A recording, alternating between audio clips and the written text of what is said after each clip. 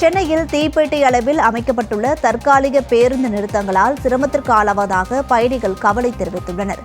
Metro பணிகள் நடைபெறும் பகுதியில் சிறிய அளவில் தற்காலிக பேருந்து நிறுத்தங்களும் நிழற்குடைகளும் அமைக்கப்பட்டுள்ளது.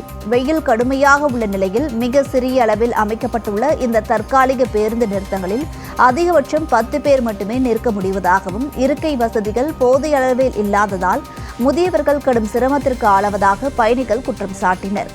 எனவே தற்காலிக நிழற்குடையை பெரிய அளவிலும் அதிக இருக்கைகளுடன் அமைத்து தர வேண்டும் என பயணிகள் வலியுறுத்தியுள்ளனர்.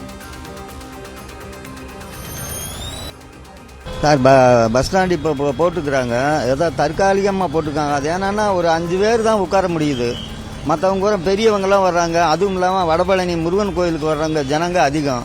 அது செவ்வாய்க்கிழமை, கிருத்திகை, அமாவாசை அந்த மாதிரி வர்ற நாளையெல்லாம் கூட்டம் தாங்க முடியாத கூட்டமாக இருக்கும். கோயிலுக்கு போயிட்டு வர்றவங்களும் வெளியே நிற்க வேண்டியிருக்கு. ஒரு 5 பேர் உட்காராங்க. அது பெரியவங்களும் வெளியில் நிற்க வேண்டிய ஒரு சூழ்நிலை ஏற்படுது. சப்போஸ் ஒரு மழையே வந்துட்டால் கூட ஒரு 4-5 பேர் தான் இங்கே ஒட்டி நிற்க முடியுது. அது கொஞ்சம் பெருசாக பண்ணி கொடுத்தா எல்லாருக்கும் உபயோகமாக இருக்கும்.